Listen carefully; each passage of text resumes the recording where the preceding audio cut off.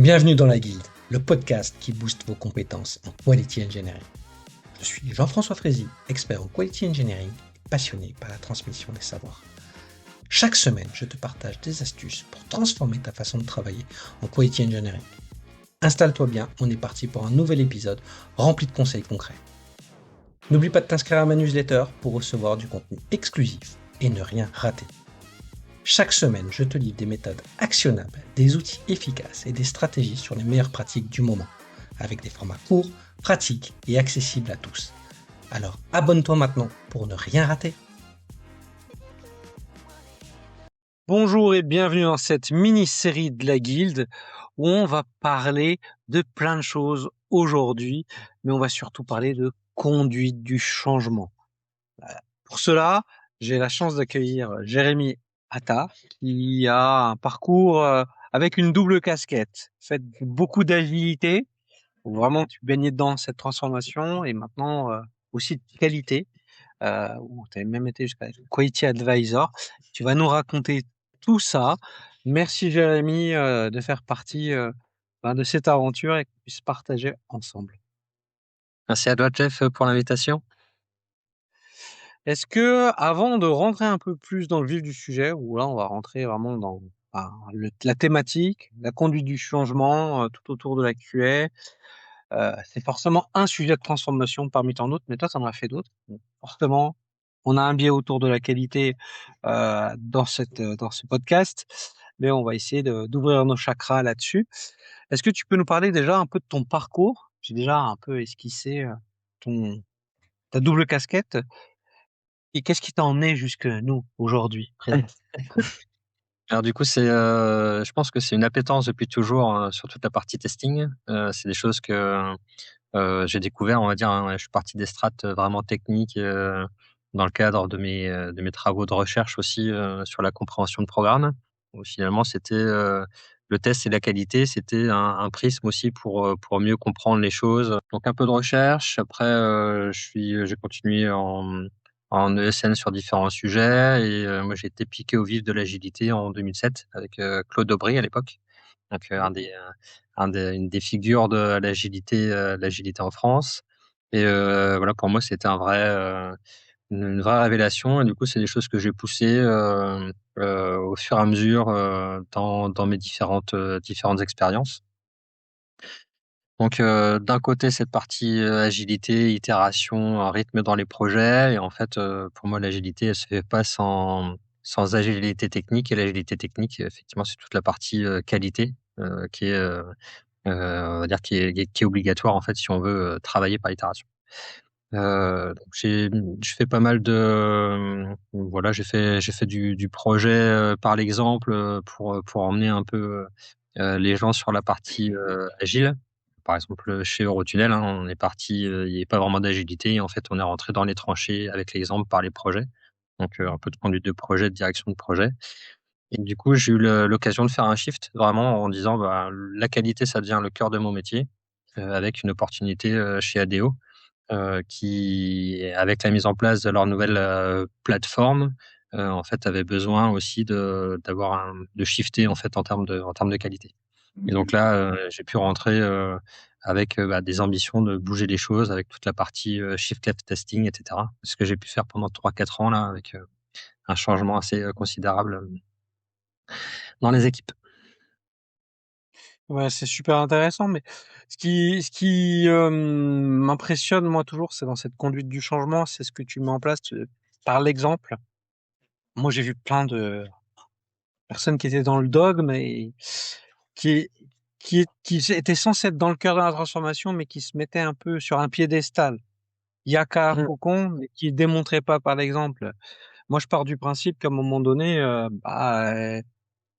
si t'expliques aux gens comment faut faire une passe, si tu leur montres pas comment faut faire, à un moment donné, c'est compliqué, tu vois. Si je fais un parallèle avec le sport, surtout qu'on est dans la tech, on avait déjà fait des transformations. Euh, oui, il y a des contextes, oui, il y a des technos qu'on ne maîtrise pas sur le moment. On peut pas tout savoir. Mais je Ouais. pense que voilà, il faut pas hésiter à se mouiller, je pense, dans une transformation pour Alors pouvoir du être coup, bougé, ouais, quoi. il y a ce côté, je pense que la preuve par l'exemple, c'est ce qu'on peut faire de mieux, parce qu'en fait, du coup, t'embarques aussi, t'embarques un peu les gens. En fait, je pense que il y a toujours un peu, c'est un peu les petites roulettes qu'on peut mettre sur un vélo. C'est qu'à un moment donné, il faut qu'on puisse commencer le mouvement, donner le petit coup de pouce qui va aller. Et en fait, bah, si tu arrives avec un minimum de cadre, un minimum de choses, en fait, ça va simplifier. Simple. Oui, oui, ça c'est clairement ça. Moi, après, ce que j'aime bien, parce que moi aussi j'ai initié quelques transformations, peut-être pas aussi grandes que les tiennes, c'est qu'aussi à un moment donné, il faut accepter qu'ils aillent un peu dans le mur. Mais ça, on en parlera dans le prochain épisode. C'est que voilà, il faut pouvoir contrôler et pouvoir le mettre ensemble parce que c'est malheureusement le cerveau humain, il retient des fois un peu plus par l'erreur que par la bonne pratique. Mais faut pas non plus planter un projet. Bon, on en parlera dans le deuxième épisode parce que c'est très vaste. Mais c'est vrai que c'est un art très compliqué, la conduite du changement. Je pense que tu as dû voir des contextes beaucoup plus, avec un terreau beaucoup plus fertile au changement que d'autres. Et chaque personne qui a dans l'équipe, chaque culture d'entreprise, fait qu'à chaque fois, c'est différent. Même s'ils ont les mêmes technos, même s'ils ont les mêmes problématiques, Ouais, les postures, en fait. c'est jamais le même changement, c'est jamais le premier petit pas pour amener le changement. Enfin, je sais pas, moi j'ai toujours ressenti comme ça. C'est jamais un copier-coller, clairement. Non, non, parce qu'en fait, les contextes sont différents, les cultures sont différentes et donc, comme tu dis, le premier pas que tu vas faire, dans une société, ce sera pas forcément, le même que tu feras dans une autre, tu vois? Et en fait, le background d'aujourd'hui, du coup, j'ai eu l'occasion de d'essayer de faire bouger les choses dans différents contextes et en fait, à partir du moment où tu as le sponsorship, tu vois, de la direction et cetera, et bah, tu vois, ça, c'est vraiment un super helper. Donc je pense que c'est, un truc où qu'il faut aller chercher, en fait, au plus tôt. S'il y a un peu de pédagogie à avoir et si on veut emmener les gens, bah, en fait, il faut le faire avec, la direction et du coup avoir un sponsor, qui permette de le faire. Sinon, le risque, c'est qu'en fait, on peut faire des choses, hein. On peut faire bouger, on peut faire bouger, les équipes, on peut faire bouger des personnes. En fait, on va dire un peu des évangélistes du changement, mais en fait, il y a l'effort, en fait, qui sera peut-être, à beaucoup plus batailler que si jamais, en fait, on a un embarquement, directement, par la direction sur les sujets. Oui, moi je dis souvent, sans sponsor, c'est très compliqué. Il faut vraiment y arriver.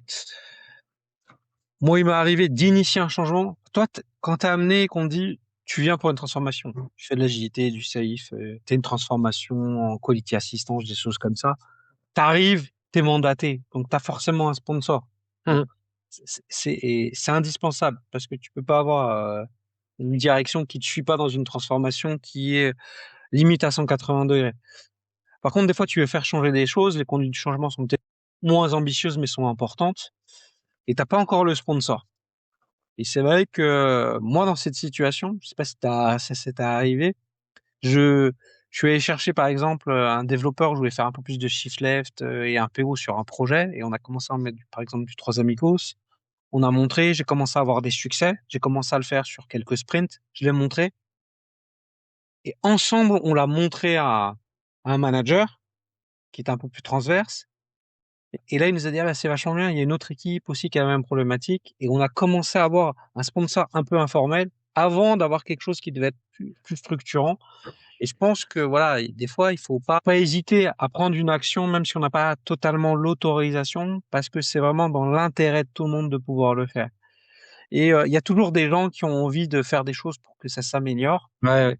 Malgré des plannings un peu tendus, ils vont trouver à un moment donné pour pouvoir essayer, parce qu'ils se disent, si on le fait pas maintenant, bah, ça va être pire dans quelques mois. Donc oui, mais après il y en a qui veulent pas. Donc eux, faut pas essayer de les transformer coûte que coûte. Ça Ah, ne marche pas. Le vilain petit canard, c'est pas lui que vous allez arriver à transformer immédiatement. il y a 2 choses, hein. Pour moi déjà, effectivement le mantra, on navigue un peu en eau trouble et cetera et c'est plus il faut, vaut mieux demander des excuses plutôt que la permission, parce qu'en fait Totalement en phase. on, on essaye des choses, on expérimente. En fait, il faut se mettre dans cette culture de l'expérimentation. Sur un mindset un peu agile, on a des boucles de feedback avec de l'amélioration continue, etc. Et c'est aussi l'occasion pour mettre des expérimentations et en fait prendre le retour là-dessus, quoi. Donc c'est quand on est dans un contexte de changement, c'est ça. Et après, il faut trouver. On parlait de petits pas sur l'introduction, mais c'est à chaque fois, c'est quelle est la plus petite étape en fait qu'on peut faire pour faire bouger un peu les mentalités, etc., sans forcément avoir besoin de gros budgets, etc. Une illustration, c'est sur un projet où il y avait pas mal de friction finalement entre et de silotage, on va dire, entre la partie conduite de projet et la partie développement. Et en fait, tu te retrouvais dans des discours à chaque fois, ouais, ça marche pas, c'est la faute des développeurs et tout ça. Et en fait, même sans venir challenger les pratiques de dev pour mettre en place du TDD, des choses comme ça, et ben, tu vois, rien que le fait de poser sur papier qu'est-ce qu'on doit faire avant de le coder, donc quelque chose qui est assez simple, et ben, en fait, on a réussi à venir challenger un peu aussi les mentalités. Et finalement, c'était les devs qui allaient revoir plus les chefs de projet pour dire, bah, finalement, non, regarde, ton truc, ça marche pas. Oui, il y a des questions qui se posent. Mais on revient sur l'ADN de la conception. C'est vrai que tu le vois, je trouve qu'au début de l'agilité, je dirais pas que c'était moins compliqué. Disons que c'était pas les mêmes problèmes. C'est-à-dire qu'on avait des cycles en V avec des gens qui avaient l'habitude que ça soit limite trop détaillé. Moi, je voyais des diagrammes UML de partout, de la Mhm. conception, on allait très très bas. 3 ans de conception pour se rendre compte que le besoin, c'était plus celui qu'on voulait. Mais globalement, on savait ce qu'on devait développer. Globalement. Là, on arrive où on est plus près du besoin, mais on confond, j'ai envie de dire, vitesse et précipitation. On comprend pas que bien concevoir ensemble, ne pas avoir d'ambiguïté et être sûr des effets de bord qui soient fonctionnels ou techniques, c'est super important.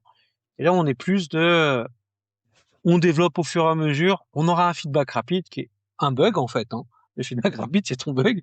Mais du coup, tu développes en 2, 3, 4, 5 fois ce que tu devrais développer en une fois. Donc voilà, c'est le biais que j'ai vu un peu trop souvent.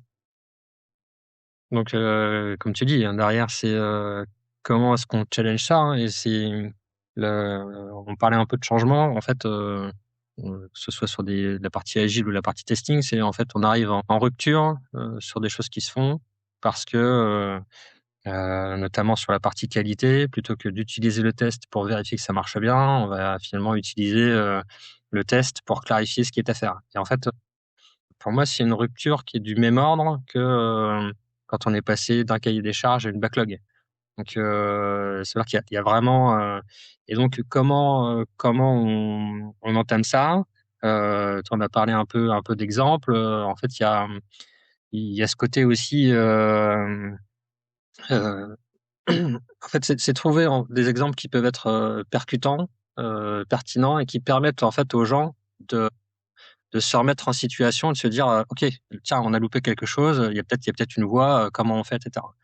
Et moi, un bon exemple sur les projets, hein, c'est euh, tu arrives, tu es toujours contraint par le temps, à un moment donné, c'est critique, il faut mettre en prod, etc. Et en fait, finalement, pour pouvoir déclencher des go-no-go, en fait, il faut bien se mettre d'accord sur oui, oui, c'est OK, ça marche, on est d'accord, tout fonctionne.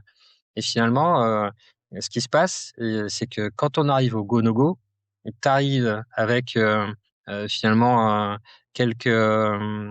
un slide ou 2 slides qui viennent avoir un récap fonctionnel de ce qui doit fonctionner ou pas, pour permettre de passer en fait en prod. Et en fait, tu te dis, eh ben, on arrive à la fin, et on arrive sur ces 2-3 slides de récap qui sont finalement le Graal à aller chercher avant qu'on fasse les développements, parce que ça C'est permettra d'aligner tout le monde, etc.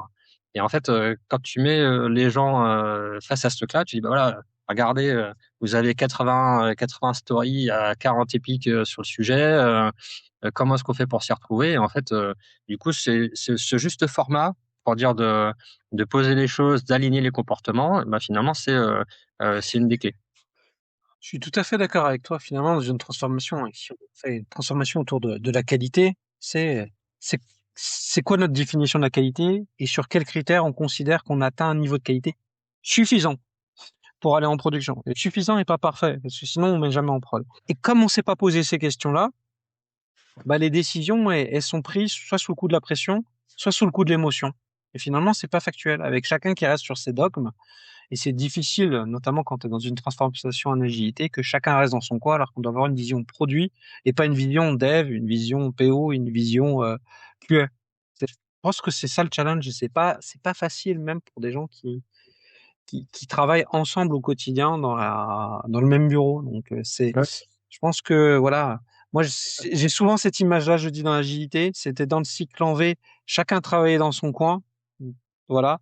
Et là, maintenant dans l'agilité, je compare ça un peu à l'école maternelle. Tout le monde est dans la même salle, mais chacun joue avec ses jouets, les uns à côté des autres. Tu vois, ils ne jouent pas ensemble. Ouais, c'est une Enfin, belle du image. moins pas suffisamment.